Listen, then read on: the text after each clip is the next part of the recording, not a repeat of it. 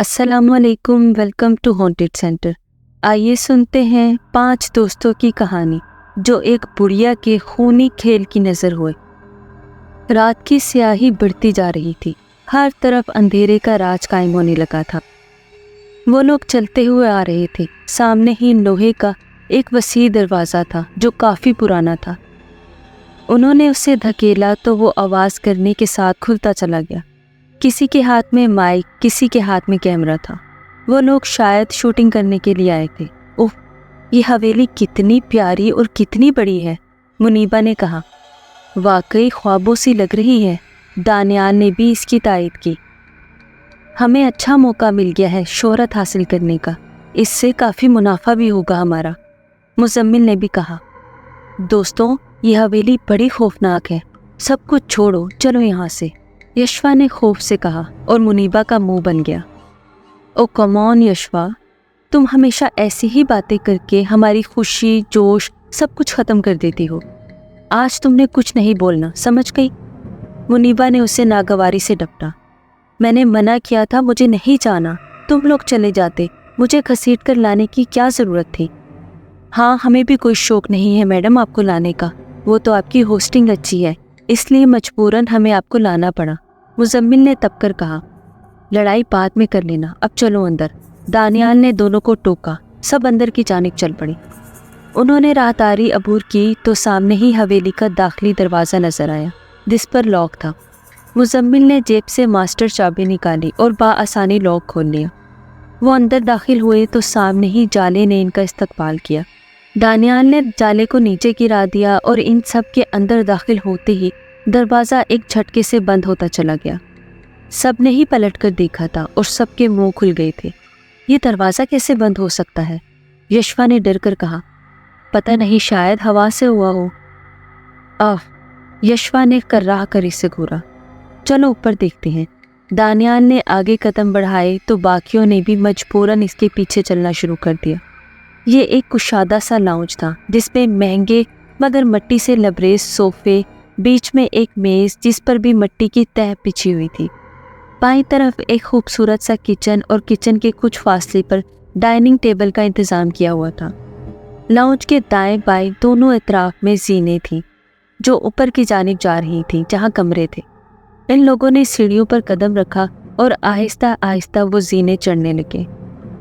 किसी के कुर्सी हिलाने की आवाज़ मुसलसल आ रही थी। उन्होंने लाउंज में मौजूद कुर्सियों का जायज़ा लिया जिनमें कोई हरकत ना थी। लगता है किसी कमरे की खिड़की खुली है, तभी हवा की वजह से कुर्सी हिल रही है, मुनीबा ने कहा। आपकी इतला के लिए अर्ज़ है, हवा चलती है तब कुर्सी ज़रूर हिलती है, मगर जब हवा ही नहीं चलती तो कुर्सी के हिलने का सवाल ही नहीं पैदा होता। और आज हवा तो क्या, हवा का नामो निशान भी नहीं है, यशवा ने जलकर कहा। इन लोगों ने सामने वाले कमरे के दरवाजे का हैंडल घुमाया तो सबके ही छक्के छूट गए। कुर्सी हवा से नहीं बल्कि किसी के बैठने से हिल रही थी। हालांकि दरवाजे तो बंद थे, पर यहाँ किसी के मकीन होना कैसे मुमकिन है? हर कोई उलझन का शिकार था। कौन है आप और यहाँ कैसे?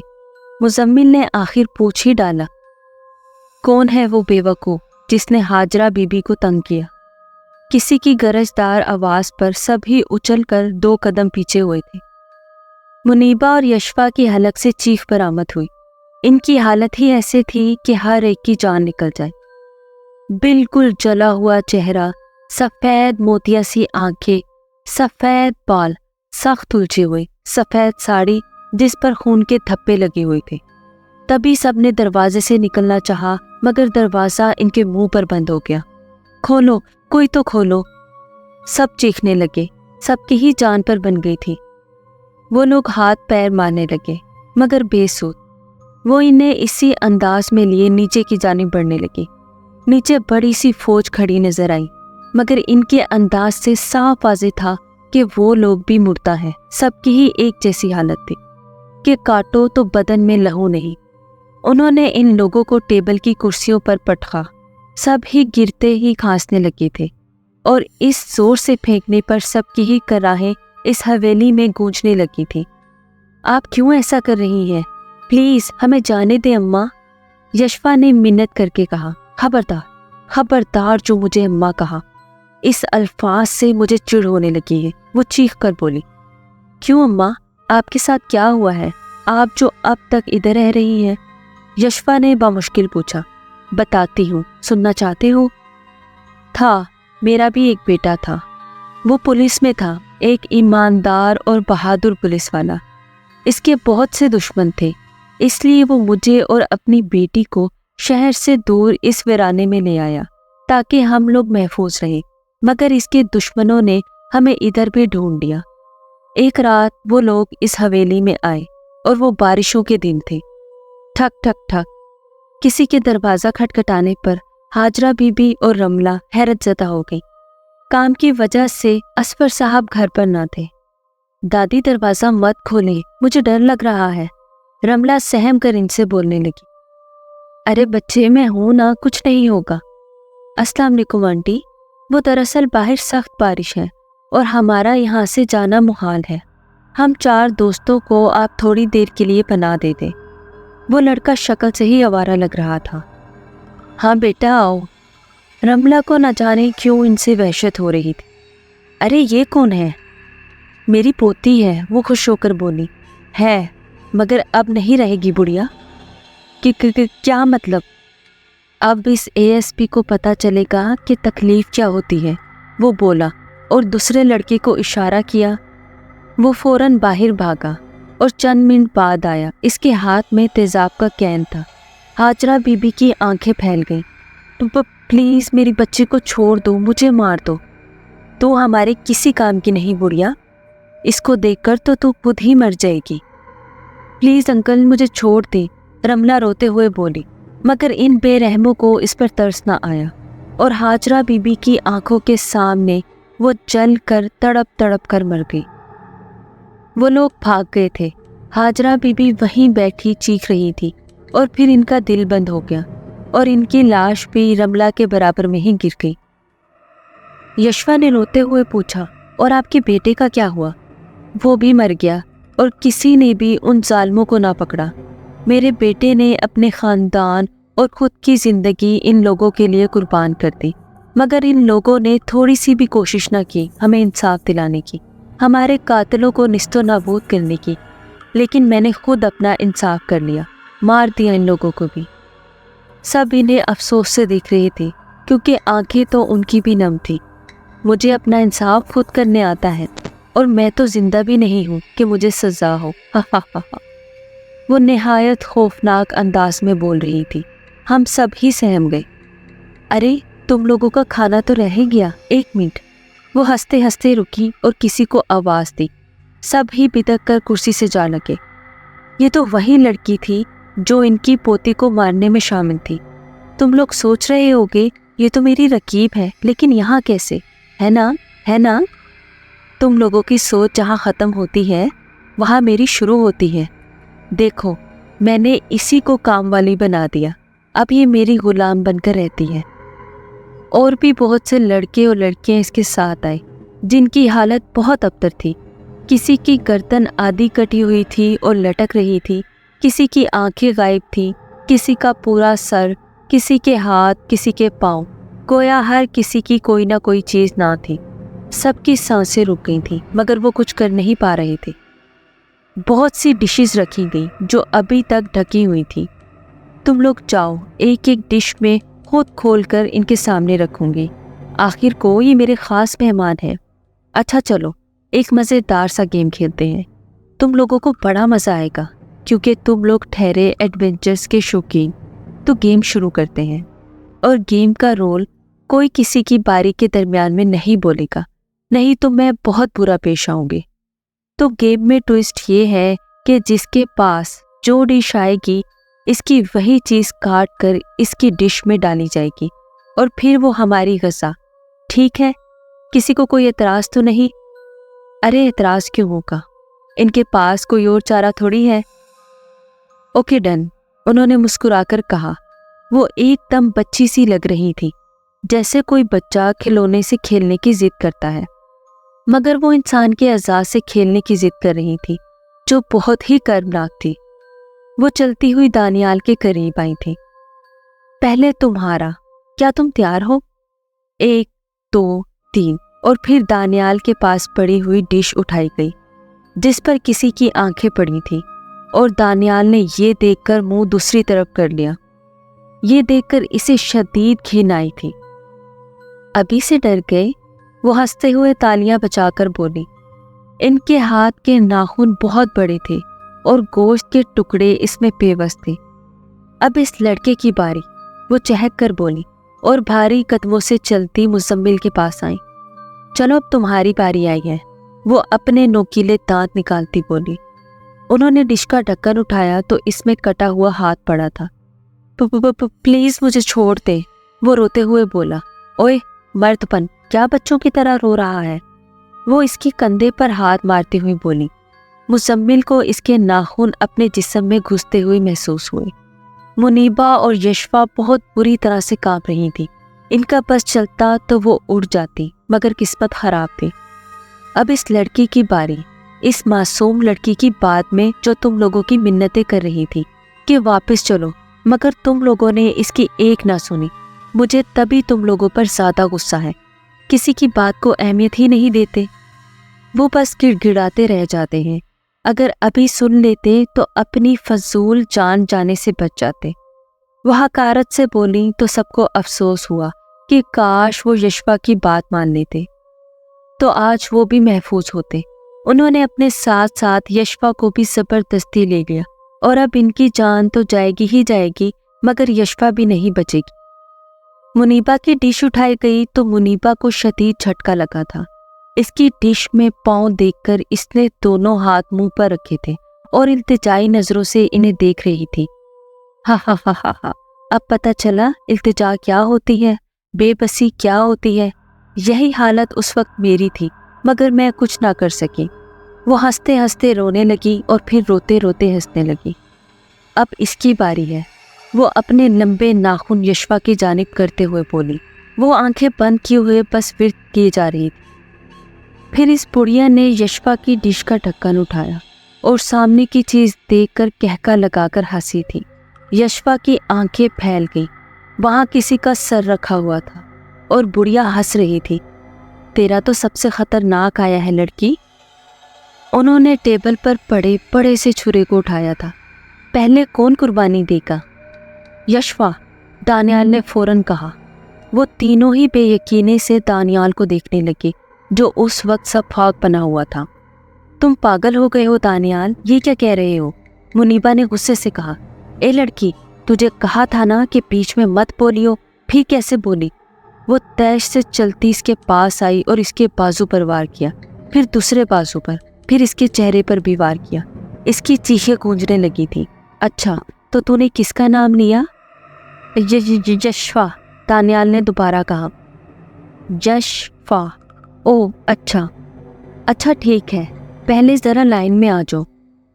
جو سب سے پہلے کھڑا ہوگا لائن میں تو میں اسی کو ماروں گی جو اس کی ڈش میں نکلا ہوگا۔ وہ چھرے کی نوک پر انگلی رکھتی ہوئی بولی۔ سب کو اپنی جان عزیز تھی، اس لیے وہ سب جگہیں تبدیل کر رہے تھے۔ یشفا کو کچھ سمجھ نہیں آ رہا تھا۔ اسے علم تھا کہ جانا تو سبھی کو ہے، اس لیے سب سے آگے وہ کھڑی ہوگی۔ اب وہ ایک سیٹ میں کھڑے تھے، جو شروع یشفا سے اور آخر دانیال پر، باقی مزمل اور منیبا بیچ میں تھے۔ اب یہ شروع کہاں سے ہوگا؟ ان کے اس انداز پر یشفا نے آنکھیں میچ لی، کیونکہ اسے اس طرح کسی کو تکلیف میں دیکھ کر خود کو تکلیف محسوس ہو رہی تھی۔ یکا یک بڑھیا کی آنکھوں میں سفید موتیا اور تیزی سے بڑھا تھا۔ شروع۔ وہ اپنی انگلی چاروں کی طرف چلاتی ہوئی بولی اور پھر انگلی روک دی۔ سب سے پہلے یہ، انہوں نے اشارہ کیا۔ سب نے نظریں اٹھائی تھی۔ دانیال نے اپنی جانب انگلی دیکھی تو رونے لگ گیا۔ تجھے تب کچھ کیوں نہ ہوا جب کسی اور کو مارنے کا سوچ رہا تھا؟ اب تو ہی مرے گا۔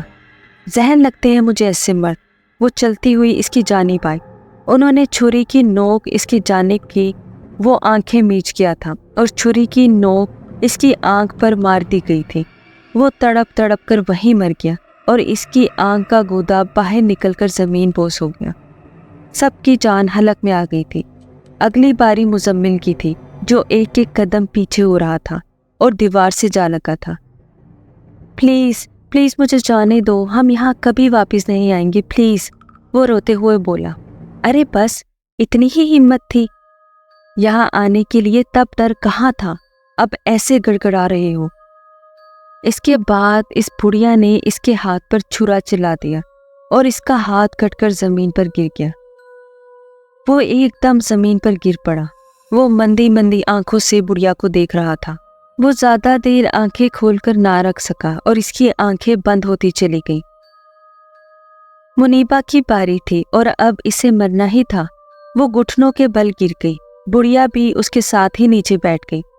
तुझे मारने को दिल तो नहीं, पर फिर भी चल खुदा हाफिज, उन्होंने कहा और एक जस्त से इसका पैर काट डाला। वो अपने बचाव के बजाय खुद ही अपनी जान की कुर्बानी दे रहे थे। बुढ़िया छुरे पर लगा खून अपनी सफेद साड़ी से रगड़ती यशवा के पास आई, जो टेबल से लगी पड़ी थी। वो आहिस्ता आहिस्ता चलती इसके करीब आ रही थी। मेरे करीब मत आना, मैं बता रही हूँ, करीब मत आना। यशवा ने बहुत हिम्मत जमा की और अंधाधुंध भागना शुरू कर दिया। वो तेजी से सीढ़ियाँ चढ़ रही थी। वो काफ़ी दफ़ा गिरी थी, मगर आज उठना लाजमी था, क्योंकि अगर वो आज ना उठती तो कभी ना उठ पाते।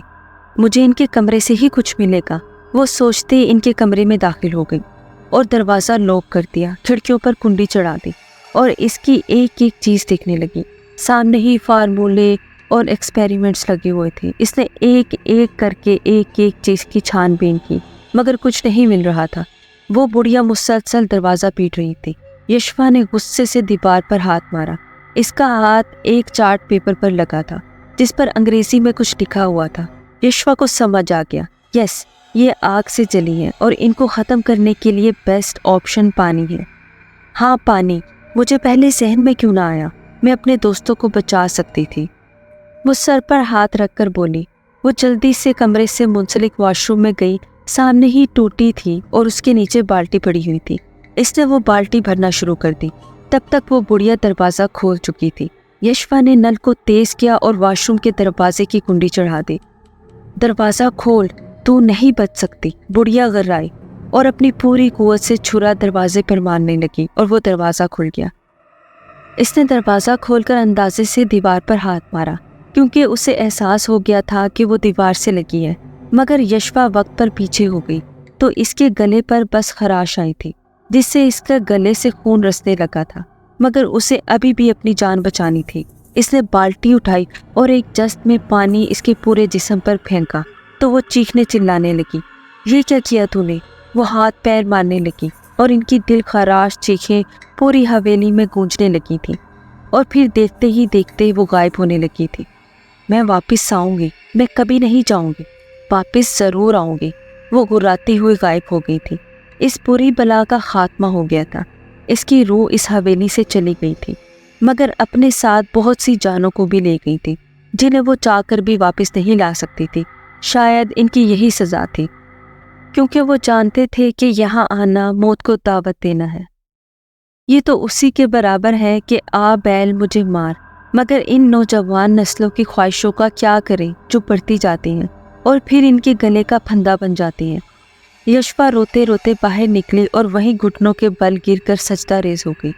वो काफ़ी देर तक इसी हालत में गिरी रही।